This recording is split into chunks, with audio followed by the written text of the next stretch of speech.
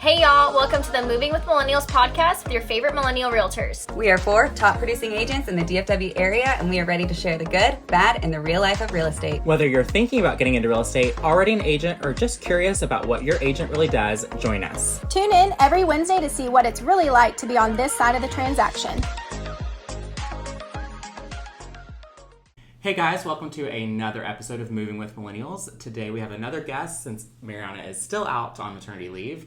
And today we're getting to talk to Grace Rogers. Yay. Hi, everyone. Thank you for inviting me. Yeah, of course. I'm so excited. So we kind of, I guess, just kind of want to talk about today, like, sometimes people get into real estate, and Rachel even talked about this last week. You get into real estate, and maybe you realize, like, I actually hate this. Like, I don't like sales, or I'm not cut out for it, or whatever. Some of that can just be, like, the initial stumbling block, I think, and you kind of, some people can get past that, and for some people, it's just really not a good fit. Right. So, but if you're really passionate about real estate, there's got to be other options, right? Right, tons of options. Absolutely. So I'm glad that you say that. Most people come from a job where they're working 9 to 5 or 8 to 5 or things like that, and so they just maybe assume real estate is extremely like easy. You just pick up the phone, right? Yeah, like flexible. Right? And it's all French doors and shiplap, but that's not all of it. It can be, but there, sometimes it's cockroaches and broken in houses. Yeah, definitely. Or squatters and all the things. Yeah. We should write like a memoir, like of all the experiences. I think one of the really great things is to know a little bit about yourself as well. And so I think wherever you're at as far as real estate goes is you should know yourself as far as your personality type, whether you love working with people or you might not like working with people as much. Mm-hmm. If you love working with people, you'll love real estate. You'll love helping people, right? Really great real estate agents are going to be those who do a lot of service work that were either servers, bartending, things like that, because they love talking to people. Teachers, nurses, because they love helping military is also really well. And then you have those that also play a very vital role working for the real estate agent, whether it's admin or director of ops. They're just more analytical, and that's really great suited because it keeps us as real estate agents on track to hitting our goals, and we still need that backbone per se. So so true. There's assistant jobs, there's transaction coordinators, there's director of ops that handles the signs and the marketing and all the things, right? Or even helping hire talent for what we consider leverage within systems or models or people. Yeah. Awesome.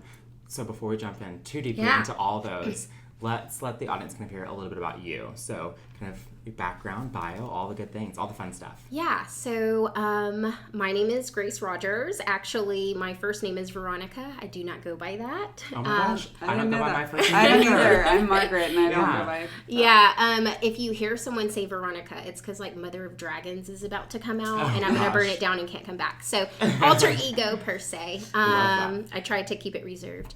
And so before real estate, I hadn't been doing real estate long, just 7.5 years going on 8. Before that, I was actually, I made it, guys, right? Like if you can make it through your first 2 years, you're good, right? Just solid. So true. I was actually a scientist. So my degree is in environmental science with a minor in biology. So I am analytical, but I love people. So my specialty was in corn, cotton, and soybean crops, all traveling out 17 states, talking to farmers about what's best for them. Oh my gosh, that's so fascinating. Yeah, it really is. I would have never guessed. I could geek out with you. Yes, you could. But then you put me in a lab, and I'm like, but I want to be with the people. Right. So we actually... my fiance at the time and he had a home and he had a job opportunity to move to Central Texas 8 years ago, and we were planning a wedding and all the things, and he needed to sell his house. And so he was at a gas station, and those magnets work on those cars because he called an agent and he goes, I need to sell my house. And of course, what do? You're like, I don't even need this gas right now, which you probably don't want to buy it anyway because of the prices. So she came over, took took, the listing consultation appointment. We flipped and sold the house with blood, sweat, and tears, by the way, seriously. Perfect seller for you, like doing the yard, updating all the things. And I saw the lack of education and things like that, as far as I didn't know the process. One, it wasn't my home, but two, I didn't know the process. And so there was 12 offers on the home, which was great. This was back in 2014. And I said, I'm going to quit my corporate job and go get my real estate license. And everyone in my family and his family said, absolutely, go do it. You'll do amazing things. So I quit a corporate job, was like the breadwinner, and was like, what am I going to do now? Oh, and also plan a wedding. So it was fun to go on this journey of real estate. Absolutely. Oh my gosh. So how long were you an agent in production? Because now we'll fast forward a little bit, but so now you're not in production. So we'll just kind of talk about that. Sure. Transition. So I started real estate. I started my classes like January of 2015, and then I was licensed by the end of February. Sold my first house in March. Oh my gosh! And so is that selling your first house in March? Yeah. So one of the great things is Mariana. She, because of her, I got into real estate because she just loved it so much, right? And she was so passionate about it. And so that being said, is one of the best pieces of advice she could tell me was talk to everyone that you know, right? And let them know, because they don't know what we really do, right? So as far as agency, I was in production for a little over 2 years. I actually primarily first year was a buyer agent. So I specialized in just working with buyers on what we consider a mega team for an office. So there was at the time 7 of us on that team, whether it was admin and agents, one main listing agent, which is what we consider a rainmaker. After that, I realized, even though we were doing really great in production, 27 million in sales, right? It was, it was, okay, we can even scale bigger, stronger, faster with different systems and models. So I had the opportunity to come out of production, help create like executive admin position for this rainmaker, grow the team from 7 to 13 people with systems and models, create an entire curriculum to help the agents get more proactive, whether they're buyer agents, to then groom them into listing specialists. So we went from 7 people to 13 people that year. 27 million to 43 million. Jeez. So 200, a little over 200 transactions, which that had never happened. So that was really great to put your DNA on that. And then I realized, oh man, I went to an event, and that event was like 30 under 30. And I sat by someone, they were like, what's next for you? And I go, I want to coach. I want to help agents. I want to find their passions. And so they're like, that's crazy. We're actually hiring for a productivity coach in our office. And I was like, great, sign me up. By the time I landed in the plane, because that was Wednesday, Thursday I had an interview set up, and Friday I was traveling for my first round of interviews to be a productivity coach. I did productivity coaching for about a year, and then moved into what we consider an assistant team leader role. That's almost like recruiter, counselor, growth coach, all the things. Cheerleader. Right. Yeah, like rah, rah, rah. And hey, get your butt in the seat. We got to teach you these classes. Luckily, I was able to earn my stripes per se, and then become a team leader in a territory and grow that territory and business center. So typically you have a main office, and then you might have a smaller hub. At the time, that hub, that was 2020, right? Pre-COVID, January of 2020. Had about 15 agents in there, grew that to 96. Jeez, oh my gosh. Through systems and models, right? And the energy that we create, because everyone loves that. So from when I first sat in a seat, I told that team leader who was talking to me, look, I know nothing about houses. Seriously, I really don't. But I can tell you right now, I love people. And so what intrigues me about, real estate is, how do I get to where you're at in 5 years or less? And when she stood up, I will never forget this, because I call her a ginger snap, because she's really red hair and just beautiful. And she said, I have literally been praying for someone like you that wants to take a leadership path. And so I was like, just tell me what to do and I'll go do that. So I love it when agents, when I get to coach with them or just be in front of them, what fuels their passion so I can help them get to where they need to be. So in a grand scheme of things, went from agent all the way to team leader position. Right now, currently, I'm assistant team leader for a larger office. So went from, 200... almost 200 agents to now 425 agents. Yeah. So. Yeah. Wow. The office is a very large office. Yeah. For the area. Yeah. If you think about it compared to most of them in the area, we are very large. Yeah. So, yeah. This is so cool. I have so many questions. I don't even know where to start. It's so cool. Well, you can tell how passionate you are. You're very passionate, and you can tell like that motivates you, right? That passion is just what keeps the fire burning, which is really cool. Yeah, because real estate's not all like rainbows and unicorns per se, right? And sometimes it's just like boxing gloves to the face. Yeah, but we still show up every day, right? Like boxing gloves to the face while during a hurricane, while you also see a forest fire coming at you. It's like you just. It really is. The broke agent is my favorite to watch. Like those little memes. This week has been getting. I feel exactly like that. Like, just. Yeah. So, you're just getting knocked down. Times where you feel like you just want to duck and cover. That's I imagine that little drill. I'm like, okay, just duck and cover, get through the week or two that you need to get through, and you'll be on the other side of it. I had a convo with an agent that I'm under contract with her listing, and we were both just having a day. She's like, all right, well, when you find your next job, let me know, and I'm just gonna join you because this is not for me anymore. And I was like crying on the phone. Like, okay. The burnout. The burnout is real. This week has just been. But it's real, and the agents get that, and absolutely, like Jake said, I just need to duck and cover and remove myself for a weekend. Yeah. But it is.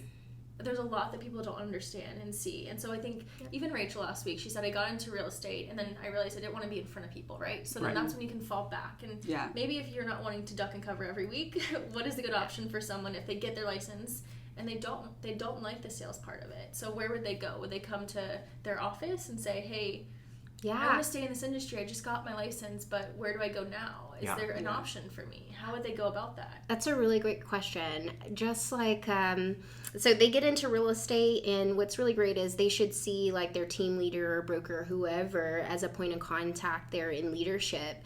And specifically for our company, for sure, we do a whole process of what we consider a personality assessment. Mm-hmm. So we can take a look at that personality assessment and find out what their strengths are and things like that.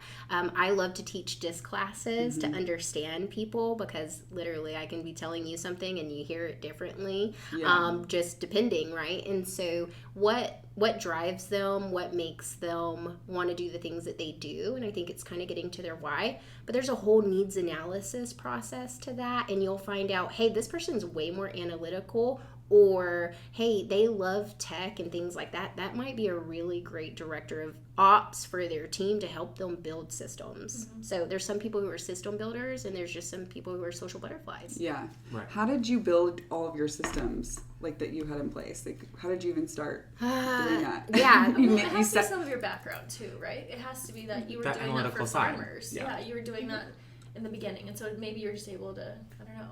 Yeah, I think it's taking a system and then seeing what's working, what isn't working, right, as far as that goes. So one of the systems that at the time that we were using was like Top Producer, like a third party as far as like real estate goes. And so just updating whatever campaigns, communication. I think it's also changing the communication with the agent. So it's, okay, this person loves these preferred vendor partners that they like to work with. So for example, you have to be extremely streamlined when it comes to building an organization or a team. Is pulling a folder, for example, hey, Jake loves all of these people. These are his preferred people. This is how he likes to do business. And I pull his folder and I'm able to do all of his back end stuff, and he'll never have to worry about it, right? And then you're in communication with everything. Google Calendar to all the things, inspections. You just show up, right? So you can go to do what you do best, which is educating your client and closing the deal. That's awesome. Yeah. So that's kind of like, we talked about that a little bit last week, because admin TC. Mm-hmm. So that's kind of what Rachel does for you. She controls a lot on the back end. So as far as like other positions in a team, you talked about buyer's agent. listing agent. So those are both still in front of people. Yeah. So if you're not good at that, and then you have options of admin and TC, which we talked about a lot on a previous episode. What other positions then are within a team? So if you're still working really on the sales side, and then we'll kind of talk about office positions if you want to get into that. Yeah, so you can even have someone who is a showing assistant, okay? So they open doors. They might not necessarily love doing all the contract stuff, but they just love meeting people. That might be something that you can, whether you negotiate, however you want to negotiate it, people have different ways of doing it, but it's a referral fee to a standard fee, right? And with gas prices, I would hope we treat people right, with showing properties, though they can still be your client, as far as that goes. So you can hire showing assistants to help leverage your time. That's interesting. I haven't thought about, because I usually think of the people that get in it and they realize they don't like people, and so then they're like running away from that, or they don't like sales. But there are probably a lot of people that think that, or that realize, like, I love people, but I hate the paperwork. The contract, it's whatever. So that's an interesting one. I didn't think of it that direction. Yeah. Okay. Awesome. Yeah. So showing assistant. What else do we have? Yeah, so you have different admin type positions, whether that's a director of ops, you have marketing. Obviously, social media plays a huge role, so you need to have someone that's going to make sure that you're present and your presence and your branding is the same. Right. What we find with a lot of real estate agents is their branding is everywhere. Like, how do you know exactly who you are, right? So I know when I see your stuff, right, pop up, I'm like, oh, it's clean, crisp, like, that's your branding. So something like that, you need to have someone who is able to take your marketing to a new level when you're hiring a talented person for that. Another thing is people don't think about is the time it takes for signs. Lock boxes to run out. I was an aggressive agent, so I'm just going to take the sign and lock box with me, and we're just going to put it on the door. And then, hey, do you want me to put this in your yard? I'll call the agent that was supposed to come after and let them know, bring the buyer. And so, you can even hire maybe even interns per se. I know that was one thing that I definitely did, was hire interns to go run signs and pay them to go do that. So sign runners, people printing signs, all those things. Awesome. Yeah. It takes a lot. When you're a team doing that much, it really does take almost more on, it takes more back-end staff, I feel like, to make it function than the agents, because the agents can bring in so much more business when they have all of that leveraged out. So it's really important that you, like, if you are trying to build a team that size, the admin, like the back office kind of staff is really the most important. For sure. Can you go more into like what director of operations is? Yeah, so I think everyone has a different look on what that may be, but a director of ops could possibly be someone who's also helping make the hires, right? So you say, hey, she's wanting to hire a buyer's agent, and this is the curriculum per se on the resume that needs to show up like that. So you're not seeing that buyer agent until they've gone through the process. Plus ordering all your materials, things like that, call sheets for you to be able to call. It's taking everything off of your plate and running your operation so you can step out as what we consider CEO, right? You're just going on the appointments. Got it. Awesome. Yeah. It makes so much more sense. Maggie is I'm so I know. I'm like so amazed at your background. I know. I can see her, like, her wheels spinning the whole time. It's so Maggie's cool. not going to be recording our next episode because she's going to be talking about next seriously. steps. I'm seriously Maggie's so like, Grace, amazed. come to lunch with me. I like want to know how you did it all. Yeah. Like it's just It's so motivating. amazing. It's It's very cool. motivating. It's so cool that you've taken this. And I think a lot of realtors do have career changes, right? Like, we're in something completely different. You jump into real estate, and then your previous job kind of drives you and changes what real estate's different for everyone, and so and we all handle it differently. So I think it's really cool that you've just had this. Right. And one of the things I heard pretty early, and I don't remember if this was at an event or something, or if it was just in one of the classes here, but they said, you're gonna have strengths and weaknesses. That's right. It's always better to leverage out your weaknesses and focus on making your strengths even stronger. Like, it's really good to take something that you're like a 7 at and make it a 10, then take something you're a 2 at and make it a 4, because you still are going to hate it and you're still going to enjoy it. Yeah. It's not productive. Leverage your weaknesses and really amp up your strengths. And I think that's something that we've all been working on too. I think that's something that you've been leveraging we and I we are going to. Yeah. Yeah. But I mean, like, we've been able to like take that responsibility and be like, okay, how can I be better? Right. And not do the thing that I'm not the best at and hire someone. Right. Yeah. But that's a big step. Yeah. Huge. And I think a lot of times people make the mistake because we all have, hopefully, great hearts, like, and want to help people. That's why we're in this industry. Though I think some people get stuck on, oh yeah, well, I love this person. They're just like me. I'm going to hire them for my team. But why, right? Like, do they even fit the role to help you get to the next piece of business? Because you have to think, if you're going to hire a buyer agent, right, per se, to help you leverage your time, that's a cost, right? So it's going to cost you way more money, 3 times the amount of money than it would if they're not bringing in additional 20 units. Right. To Yes, your that's bottom my line. biggest thing. I would love to hire a buyer's agent, but I don't know. I don't think I'm there yet. Yes, you are. I don't know. Let's talk. Yeah. All right, so let's now flip to the other side. So let's say that maybe you just don't want to be involved in the team sales portion of it at all. Yeah. But maybe you want to work in the office. Maybe there's something you're passionate about that you can work on the office side. Because I feel like there are so many positions. You talked about productivity coaching, launch coaching. There's someone that runs all the financial, there's a lot of The positions. first person I think of is Seth, which is Yeah, good. I That's love the first Seth. person I know. think of is like, we have someone when we walk into the office, he's like the bright bubbly face who's there for all of us, and I mean, you can talk about that position there, I guess. He's the greeter. Not really. Sorry, Seth. But. We love you, Seth. Yeah. He does so much, Yeah, he does. So yes, you have someone who thinks like front desk, and it's more than just answering phones. We consider that a director of first impressions. They're the ones that bring the energy. As soon as you walk in, you're like, oh, I love being here, right? Kind of your go-to to where you can find things, right? If something was broken or all of that. So they wear a pretty large hat. There is what we consider an administrator, or someone who handles the finances of the office. You have to think, when you're running a real estate firm, whether you're a small boutique or indie all the way to a mega office, there is financials that are involved. There's people and livelihoods and all those kind of things, so payrolls and whatnot, expenses as far as having an office, and so maintenance in the office to admin in the office, whether they answer phones. We also have a leverage department within our office that can create all your content for you, whether it's social media or listing, presentations, signs. Print material for marketing. Yeah. And they'll print it out, which is so cool. Yeah, database organization. So great. Technologists, so those that can help you with growing your database or helping you with things that you might need in technology.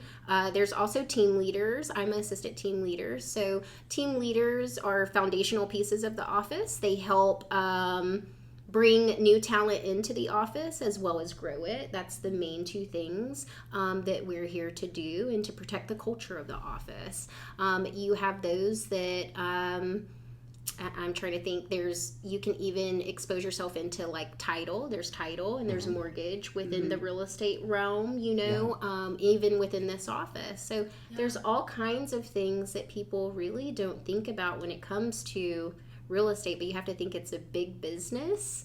And there's all these other businesses are in there. You have coaching. If you love teaching and you love coaching and that's your passion, there is opportunity for coaching. There's actually opportunity to actually teach in other offices, right? So I think that's really great.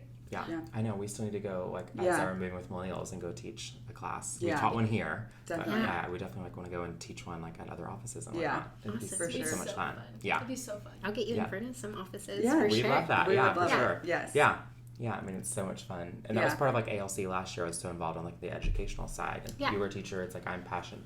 I just feel like the more educated all agents are, the better all of us will have transaction-wise. Yes, that's right. If you have those, I was about to say, not a nice word, but if you have those agents that don't know what they're doing, then not only do I have a bad experience working with you, but then likely both seller and buyers are probably having bad experiences. Yeah. Because this one agent doesn't know what they're doing. So Right. it's I feel am I really passionate? You should all know what you're doing. Yeah. So it's education's so important. It And I is. think too, we all work with the same people. So if there's an agent that maybe is the sour apple, everyone knows. Yeah, They go on a exactly. list. Yeah, so Yeah. Going on the list. You don't want to be that agent. No, by educating. I'm probably and on then someone's. Yeah, I'm sure you are. For how mouthy I've gotten a couple times. Names on a few lists. I try to bite my tongue because I'm like, you never know. You don't. Well, she bites her tongue and then texts me and says, Yeah. "What should I say?" Yeah. And I'm like, "Well, let me draft this email." You know. I know, but you're really good at text. I have a list of what would Jake say. Yeah. Like general What things. would It you just say? grows each Yeah. time. But like you're really good at like putting people in their place, but professionally. Yeah. Yeah.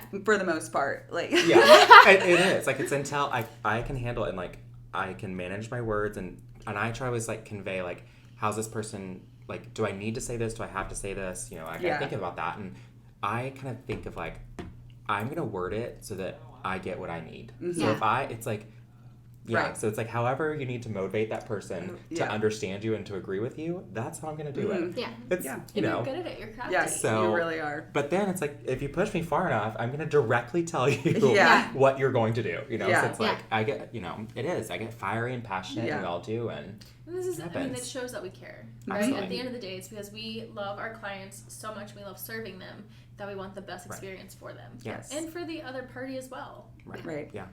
Awesome. We're all just trying to find a win-win. Right. I Absolutely. This is a joke. We are This is trying to Jake's help you sell the famous house. Quote. Yeah. Yeah. My Both buyer the wants to same buy. thing. Yeah. I had to We're use just that trying the to other get the closing day table. at a new build. Yeah. We had a blue tape walkthrough. It was so bad. Yeah. And finally I had to remind the sales associate, I said, we all want the same thing. We're on the same team right now. And I was like, this is Jake, this is Jake. Yeah, I know. That's We're on my- the same it's my team. We speech. both want the same thing. Yes. And then but when I told her that, then she was like, "Oh, they're not against me, Right. but Yeah. we're just frustrated, and we need to find this common ground to solve the problem." And so Right. when I told her like we're on the same team, she was like, Right. Yeah. We all want to Ultimately, get yeah. We all want it to close. Yeah. Your That's right. seller You wants wanna money. get- yeah. My buyer wants a house. Vice versa. It's like we all want it to close. Yes. Right. That's so I'm not an opponent, but Yeah. we have to come to some sort of understanding. true. Yeah. Yeah. So important. So true. Is there anything else you feel like we've maybe missed or is important for the listeners to know about maybe not real estate in front of people, but on the back end of things that maybe we've missed? That's a really great question. I think we've pretty much covered a lot of things, and I'm sure I'm gonna walk back over to my office and be like, Yeah. "Oh, I could have said all these other things." Yeah. Well, I think you've done a fantastic Yeah, job. you've And- done I think, amazing. and I can't think of anything, but I was just Did we Yeah. talk Anything- about transaction coordination? That's kind of no, admin, because but well, Rachel covered that the other Yeah. day. yeah, that's true. Yeah. So Awesome. Yeah. yeah, and then all the way from inspections to all the things. I think you set yourself up for success when you really get to know the client and take that extra time to do what we considered when I was in production is a VIP buyer's consultation or a seller's consultation, and really get to know them to find out what really is their motivation, so you're not spinning your wheels, especially in a market like this, right? And so you set a standard from the first time you meet. And once you break that standard, like answering their messages late at night or whatever that may be, well then it sets up this tonality that you'll do whatever and bend over backwards, and that's not necessarily it has to be a win-win for everyone. Right. And so you have to just set that standard at first, and I think that's like the best thing when it comes to working with any clients. Keep 'cause looking at Brandie as you're talking about Yeah. this. 'Cause Yeah. She's the one that will. it's okay.